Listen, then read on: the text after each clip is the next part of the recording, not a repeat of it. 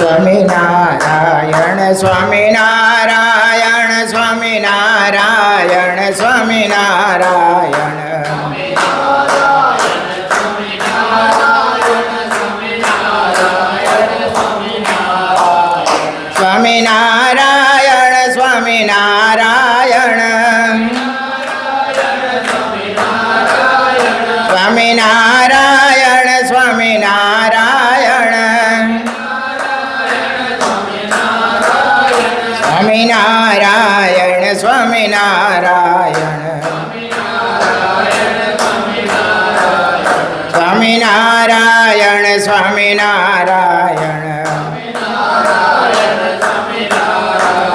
સ્વામિનારાયણ સ્વામિનારાયણ સ્વામિનારાયણ સ્વામિનારાયણ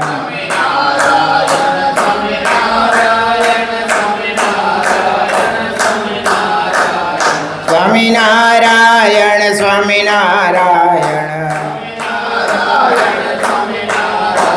સદાનંદ સ્વામી મહારાજની જય. સ્નાતમ ચંદન ચર્ચિતમ નિજ જને પુષ્પ સૃજાલમ કૃત પ્રાતઃ સૂર્યમયુખ સેવિતમુખમ શ્રીચંદ્રશાલોપરીં કૃત્વારોટકમેકપાણિતલકે ભક્ત્વાસ્તેન તં ભોજાनं પ્રવિલોકસેવકગણાં વંદે સદા સ્વામિનં વંદે સદા સ્વામિનં વર્ણિવેશરમણીયદર્શનં મંદેહાચરુચિરાનનાંબુજં પૂજિतं સુરનરોત્તમેર્મુદા ધર્માનંદનમહં વિચિन्तये. ઓમ અવતારિણે શ્રી સ્વામિનારાયણાય નમો નમઃ.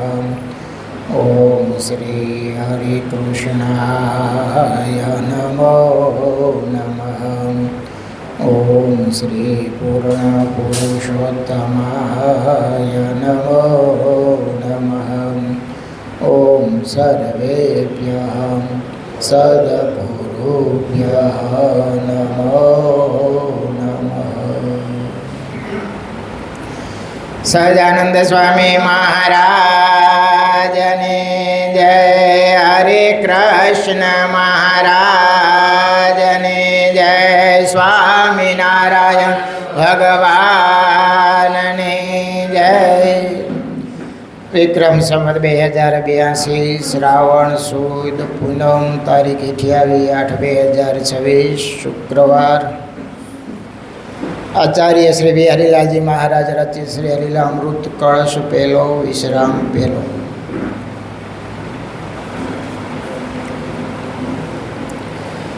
નમો મુક્તાનંદ પ્રભુ પદ તણા સેવક સદા મહાશાસ્ત્રાભ્યાસે વ્યર્થ ન ગુમાવે પળ કદા. કરે વાર્તા જ્યારે સુરચરિત ધારા સમવહે કુસંગે સતસંગે सकल जन जीते अति चाहे कुसंगे सतसंगे सकल जन जीते अति चाहे સહજાનંદ સ્વામી મહારાજની જય. આજે મુકુટ પૂનમ છે, બળેવ છે, નારિયેરી પૂનમ છે અને સદગુરુ શુકાનંદ સ્વામીનો જન્મ છે. એટલે ઘણા સુયોગ ભેગા થયા છે. ચાલુ કથાના પ્રસંગમાં મહારાજ મુક્તાનંદ સ્વામીનો આપણે સંવાદ સાંભળી રહ્યા છીએ. મહારાજ અનેક પ્રકારની લોજમાં લીલાઓ કરે છે. ચીબડાની લીલા સાંભળી, સભા જુદી કરી એનું શ્રવણ કર્યું, ગોખલો બોલાયો એની કથા સાંભળી, ગોવર્ધનભાઈને સમુદ્રમાં નાખ્યા એની કથા શ્રવણ કરી, મહારાજને દીક્ષા આપી, ગાદીએ બેસાડ્યા, 14માના દિવસે ફર્યાણીમાં મહામંત્રની ઘોષણા કરી. વ્યાપકાનંદ સ્વામીએ એક ઘોડી જીવતી કરી, એક બ્રાહ્મણના છોકરાને જીવતો કર્યો. એ કથાનું આપણે વિસ્તારથી શ્રવણ કર્યું હતું. અને આજે રક્ષાબંધનનો પરમ પવિત્ર દિવસ. આમ તો રક્ષા એટલે પ્રેમનું પ્રતીક છે, ભાઈ બહેનો નિસ્વાર્થ પ્રેમ. આ ઋષિમુનિની પરંપરા તમે જુઓ. ભાઈ બહેન નાનપણથી મોટા થયા હોય, રમતા હોય, સાથે રહ્યા હોય, દીકરી પાડકું થાપણ કહેવાય, એટલે સાસરે જતી રહીએ, પણ કાયમ માટે એનો સંબંધ ટકી રહે એટલા માટે વર્ષમાં એકવાર રક્ષાબંધનનો ઉત્સવ આવે, કાં બેન રાખડી બાંધવા આવે, કાં ભાઈ ત્યાં જાય, અથવા તો કાંઈ ન હોય તો કુરિયરમાં મોકલી આપે, પણ વર્ષમાં એકવાર એ ભાઈને અચૂક પ્રેમથી યાદ કરે ને એકાબીજા આશીર્વાદ આપે કે ભાઈની રક્ષા થાય, ભાઈ પણ બેનને આશીર્વાદ આપે કે હું તારી રક્ષા કરીશ. આમ પ્રેમની આપલે થાય. આ દિવ્ય બધી પરંપરાઓ છે. આમ તો જીવ પ્રાણી માત્રને ભય છે, બધાને રક્ષાની જરૂર છે, અને એમાં મૃત્યુનો ભય કોને નથી. ભરતોરીએ વૈરાગ શતક લખ્યું છે કે ભય ક્યાં ક્યાં છે એમ કરીને એને એક શ્લોક લખ્યો છે કે ભોગે રોગ ભયમ કુલે ચ્યુતિ ભયમ વિત્તેનુપાલાદ ભયમ માને દેન્ય ભયમ બલે રિપુ ભયમ રૂપે જરાયા ભયમ શાસ્ત્રે વાદે ભયમ ગુણે ખલ ભયમ કાયે કૃતાંતાત ભયમ સર્વં વસ્તુ ભયાન્વિતં ભુવિ નૃણાં વૈરાગ્યમેવાદ ભયમ કાલે કૃતાંતાત ભયમ. ક્યાં ક્યાં ભય નથી રહ્યો. રૂપ હોય તો યૌવન આવે એટલે રૂપ જતો રહીએ. પૈસા પૈસો બહુ હોય તો રાજાનો ઉપદ્રવ, અથવા તો ખબર પડે કે આની પાસે પૈસા છે એટલે કર વધારે નાખે, અથવા તો કે ભાઈ પૈસા આપજો. શાસ્ત્ર બહુ ભણ્યા હોય તો વાદ વિવાદ થાય, એમનો ભય કે ભાઈ હું હારી જાય કે જીતી જઈશ, આબરૂનો ભય. ક્યાં ક્યાં બધું જે કાંઈ વસ્તુ છે એ ભય વિનાની છે. ભરતોરી એવું કહે છે કે જેને વૈરાગ હોય એને કોઈ પ્રકારનો ભય રહેતો હોતો નથી, કારણ કે એને કોઈ પ્રત્યે બહુ લગાવ જ ના હોય. અને આપણે તો ભાગ્યશાળી છીએ કે મહારાજે આપણને તો અંત સમયે હું તને તેડવા આવી એ વચન આપીને આપણને તો નિર્ભય કરી દીધા. કેવા નિર્ભય કરી દીધા. બાકી મૃત્યુથી બચવા માટે રાવણે કાંઈ ઓછા ઉપાય કર્યા હતા? કેવી શક્તિ પ્રાપ્ત કરી હતી કે હું કોઈથી પરાજિત ન થાવ, પણ છતાંય તમે જુઓ આવી શક્તિ ધરાવતો હતો, પણ એક દી એક કાળનો કોળિયો થઈ ગયો. નિષ્કોણી સામે લખ્યું છે કે ક્યાં ગયું કુળ રાવણ તણું, સગર સુત 60,000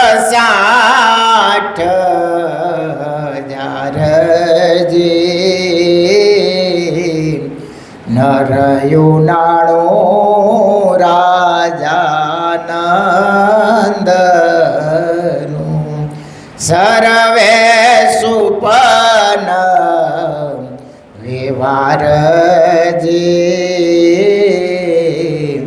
જનની જીવો રે ગોપી ચાંદની,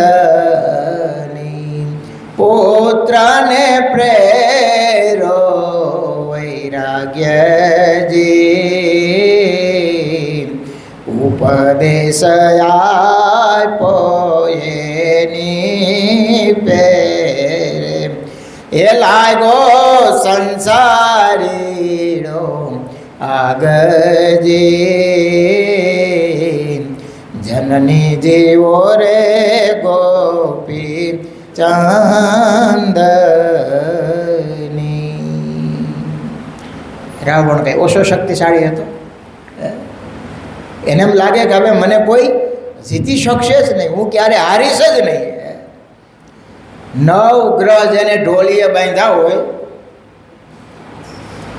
પવન એને પૂછીને વાયો,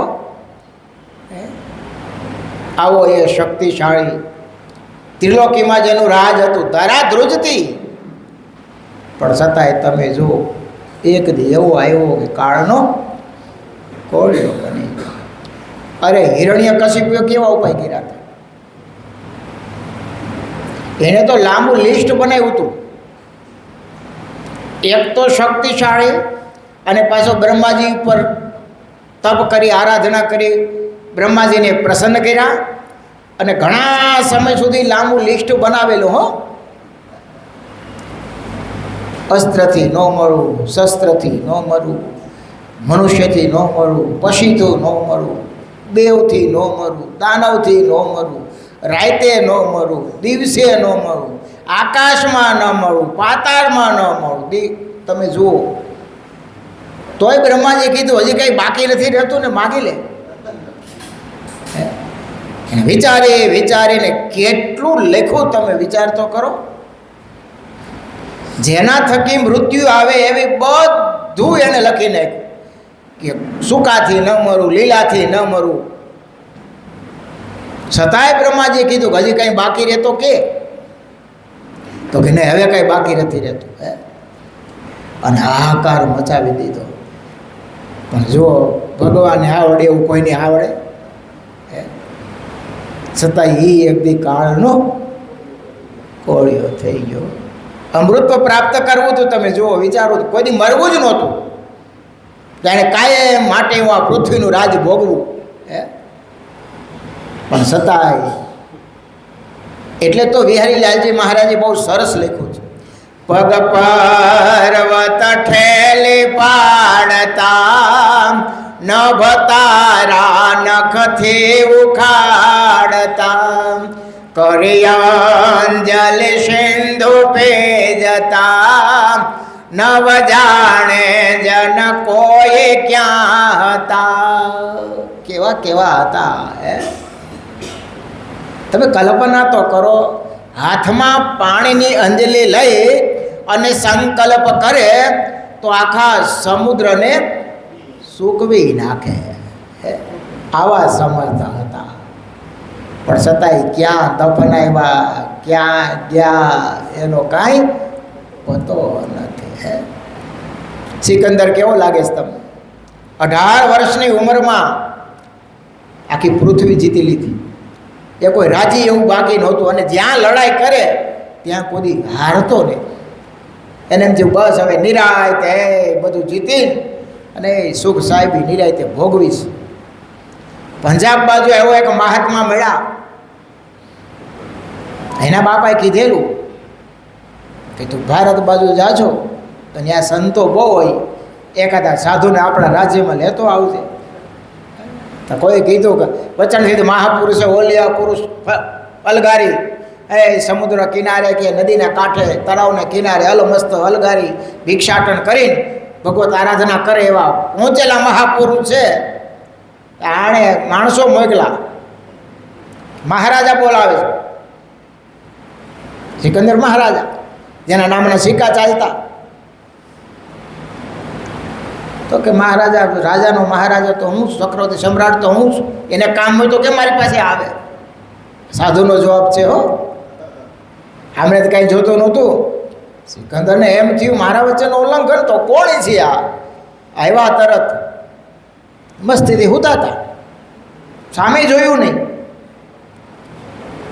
બહુ કીધું એટલે બહુ કીધું કે આ મહારાજા છે, આવ્યા છે આપના દર્શન. એમ કપાળ સામે જોયું અને આ તો ત્રિકાળદર્શી મહાપુરુષ પોગેલા છે. તને એમ છે કે હું આખી પૃથ્વીને જીતીને પછી સુખેથી રાજ ભોગવું? પણ તારા ભાગ્યા હું જોઉં છું ને થોડાક દિવસનો તું મહેમાન છો. આ લોકમાં તારું પાણ પંખીરું થોડા સમય પછી ઉડી જશે. હે તો કે હા, કોઈ કીધું કે મહાત્મા ક્યારેક ખોટું બોલે ને, એ વચનથી મહાપુરુષ છે, ત્રિકાળદર્શી છે. આને એમ થયું તો હવે હું પાછો રાજમાં જતો રહું. કહેવાય છે કે રસ્તામાં એને ડાયરિયા થઈ ગયા, ઝાડા થઈ ગયા. હવે આવડો મોટો બાદશાહ, એની પાસે હકીમો કહેવાય છે, વૈદો કહેવાય છે, બધાએ બહુ પુરુષાર્થ કર્યો, કેટલી દવાઓ આપી. એમાં એક વૃદ્ધ વૈદ હતા, એને કીધું કે બાપા તમારો એટલો અનુભવ અને ખાલી મને બીજો કાંઈ રોગ નથી અને ઝાડા થઈ ગયા છે, બંધ થતા નથી. ત્યારે એ વૃદ્ધ વૈદ હતા, એણે પાણીનો ગ્લાસ બાદશાહ આપવા મૂક્યો. તલ જેટલી દવાઓ, કેટલી તલ જેટલી દવા એ બાદશાહ જોવે એમની ગ્લાસમાં મૂકી અને ગ્લાસ તરત ઢેફું કહેતા બરફ થઈ ગયો. કીધું મહારાજ આવા કેટલાય ગ્લાસ, આવી કેટલી દવા તમારા પેટમાં ગઈ છે, પણ હવે આ અલ્લાહ બચાવે, ભગવાન બચાવે, આ અમારા હાથની વાત નથી. મારે જવાનું? મહારાજ બધાને એક દી જવાનું જ છે. અત્યારે સિકંદર એમ કીધું કે હવે હું જાવ જ છું, તો બધાને ઉપદેશ આપતો. કોઈ કવિએ કલ્પના કહી છે કે મારો જ્યારે જનાજો બાંધો ને તમારા હાથ ખુલ્લા રાખજો. અને મોટા મોટા મારા જે સેનાપતિ છે ને એના ખંભે આ જનાજો આગળ હકાવજો, અને આ જનાજો મોટા મોટા વેદના ખંભે ઉપડાવજો. લોકોને ખબર પડે કે આવો સિકંદર, આવા વેદીઓ હતા, એટલો લશ્કર હતો, એટલી સત્તા હતી, છતાંય કોઈ એને બચાવી શક્યું નથી. હે, બહુ સરસ કવિએ કલ્પના કરી. હા સિકંદર ના બચ્યો. અને આપણને એમ થાય કે જે આપણે તો એ ઘણું ભેળું કરવું છે, પછી નિરાયતે ભજન કરશું. ક્યારે નિરાયતે ભજન કરશું? તમને લાગે છે નિરાયત કોઈની થઈ હોય? હે, આ ખોપરું ભરાતું જ નથી બાપ. હે, આકાંક્ષાઓ કોઈની પરિપૂર્ણ થતી જ નથી. ભગવાનની સૃષ્ટિ જેવી બચાવી છે. હજી કાંઈક કરી લઉં, હજી કાંઈક કરી લઉં, હજી કાંઈક કરી લઉં, હજી કાંઈક મેળવી લઉં, હજી કાંઈક મેળવી લઉં, અને એમાં ને એમાં કાળ આંબી જાય છે. હો, પુરાણી પ્રેમ પ્રકાશ દાદી સ્વામી કહેતા કે કાર ચોટલી પકડીને વાહે વાહે ફરે છે. હો, સ્વામી છોકરાઓને દ્રષ્ટાંત આપે, છોકરાઓ એ કાળ કેવી રીતે ફરે છે, જો માણસને કેવી રીતે લઈ જાય છે, એમ કરીને સ્વામી કહેતા. એ આ દેવી પુત્રો હોય ને, દેવી પૂજક, એ બધાય વાડા વાવે નદીને કાંઠે, તરબૂચ ને ચીબડા ટેટી એવું વાવે ઉનાળામાં. તો એને અનુભવ્યું હોય, તરબૂચ મોટા થયા હોય, કણે આવ્યા હોય, હાથમાં દાંતરડું હોય અને આટો મારે, ટકોરો મારે, લાગે કે આ તરબૂચ લેવા જવું, તરત ડીટીયું ખેડવી નાખે. પુરાણી સ્વામી કે એમ કાર આપણી ચોટલી પકડીને પાછળ પાછળ ફરે છે. જ્યારે જેનું આયુષ પૂરું થાય એટલે ટપ દઈને જતો રહે છે, લઈ જાય છે. કોઈનું કાંઈ ચાલતું નથી. હે, એ એટલે તો મહારાજે આપણને આજ્ઞા કરી છે, ભાઈ ભગવાન ભજી લેવા, હાલતા ચાલતા, ખાતા પીતા, નાતા ધોતા સ્વામિનારાયણ સ્વામિનારાયણ એનું સ્મરણ કરી લેવું. હે, દેવાનંદ સ્વામી કહે છે દુનિયામાં ડાયો ડાપણમાં દુઃખ પામે. હે, આમ કરી લઈશ, આમ કરી લઈશ, કાંઈ થતું નથી બાપ. અને ક્યારે આંખો બંધ થઈ જાય, શ્વાસ ક્યારે પૂરો થઈ જાય એ કાંઈ કહેવાતું નથી, અને કરવાનું પાછું રહી જાય છે. આ સૃષ્ટિનો ક્રમ તમે જુઓ. જાતસ્ય હિ ધ્રુવ મૃત્યુ, જન્મે એનું મૃત્યુ નક્કી છે. કવિ નારાયણદાસ લખે છે, જન્મા ત્યાંથી જરૂર જાણો, મરવાનું છે માથે જે, આવ્યા ત્યારે શું લાવ્યા ને શું લઈ જાઉં સાથે જી. એક જન્મે ને એક મરે છે, સ્થિર નથી કોઈ ઠરવા જે, મરી ગયા તે જન્મ ધરે ને જન્મ ધરે તે મરવા જે. આ સૃષ્ટિનો ક્રમ છે, તમે જુઓ. એક જન્મે ને એક મરે, એક જન્મે ને એક મરે. એમાંય આપણે તો સત્સંગી છીએ, મહારાજની ઓળખાણ થઈ છે.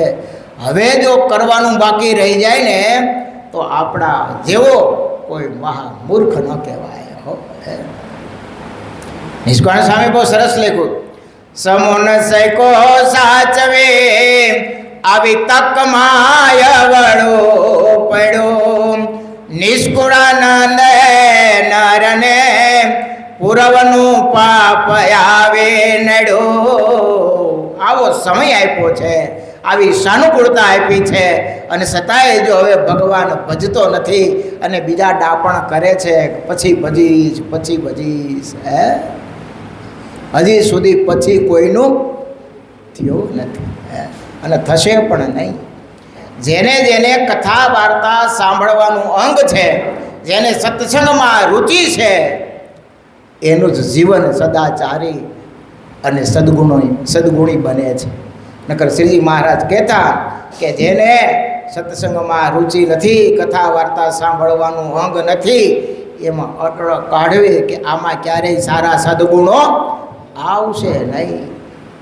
સેવા કરીને તૂટી મરો, રાત દી એક કરો, પણ સમજણ ક્યાંથી કાઢશો બાપ? સેવા કેમ કરવી ખબર કેમ પડશે? અરે શેના માટે કરો છો એ ખબર કેમ પડશે?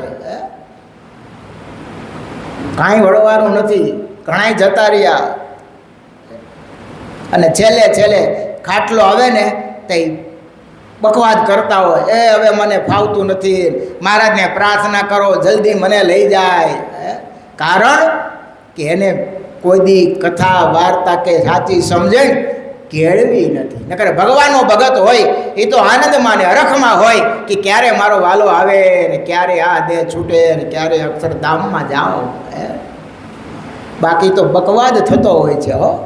કાંઈ થતું. અને શરીર સારું હોય ને બાપ, ત્યાં સુધી તમે સેવા કે જે કાંઈ કાર્ય કરવું હોય એ કરી શકો. પણ જો સમજણ હોય ને, કદાચ પથારી વસો હોય તો સૂતા સૂતા એ મહારાજની મૂર્તિનું સુખ આવે ખરું. નહીતર તો તમારે મહિમા સાંભળો, સેવા મુક્તિ છે ગમે ત્યાં કેવું. હા, કે ઉકા ખાસરે સેવા કરે એ ગમે એવી કારણસર એની વાસના હોય તો બળી જાય. બધાય ઉકા ખાસર બાપા નથી થતા. ઉકા ખાસર થાવ એમ રેઢા પડ્યા છે. તે આખા વચન હું તો ઉકા ખાસરનું કેમ નામ લીધું હોય છે, બીજા કોઈ નહોતા? જો શ્રીજી મહારાજના અમુક વાક્યો છે ને એ ધારવા જેવા હોય. મહારાજ કે ગમે એવું તપ કરશો, ગમે એવી સાધના કરશો, ગમે એવું કરશો, પણ જેવું કથા વાર્તામાં નિર્વિષય મન થાય છે એવું બીજે ક્યાંય થતું નહીં હોય. આ કોણ કહે છે?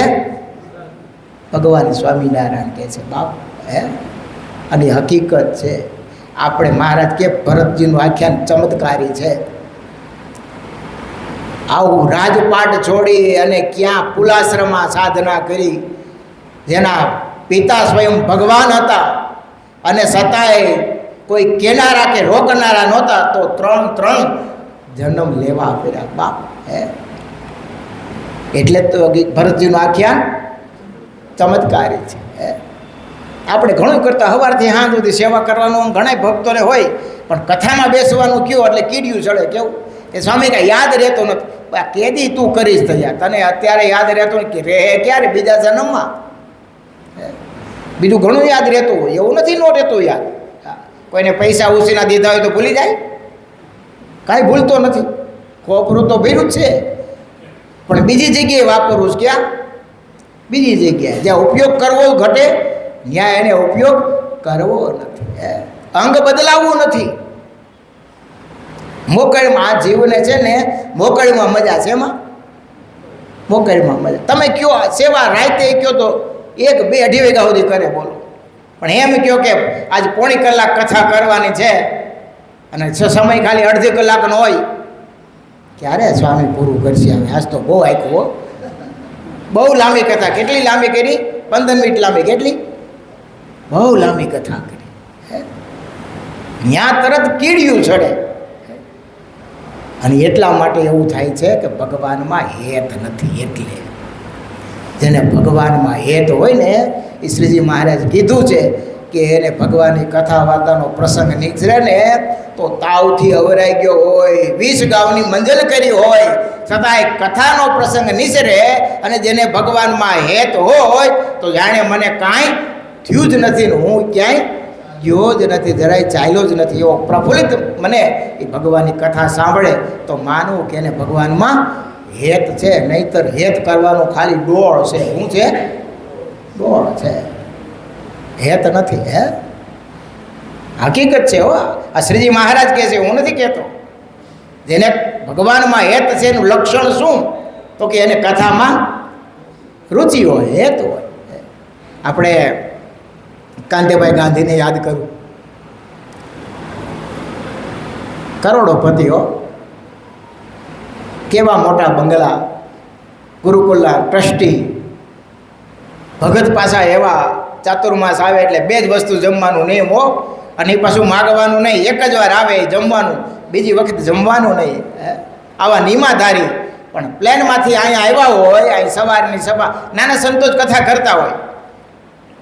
ઉતારો પહેલાં લેવા ન જાય હો.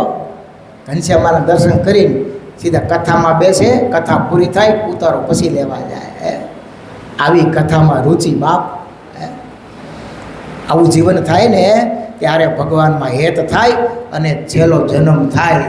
નહીંતર તો જન્મવું મરવું, જન્મવું મરવું, ગર્ભવાસ, 184 એના ફેરા ઊભા જ છે બાપ. એમાં કાંઈ પાર આવે એવો નથી હો. આ તો છેલ્લો જન્મ કરવો હોય, ફરી મરીને માના ગર્ભમાં આવવું ન હોય, આ 184માં ભટકવું ન હોય, તો કથા વાર્તા ભજન ભક્તિ એનું અંગ પાડવું. પુરાણી સ્વામી કહેતા ને, શેડો સુધારી લેવો. કેવો? શેડો સુધારી લેવો. એ સુધારવા માટે આ સત્સંગ છે, કથા વાર્તા છે.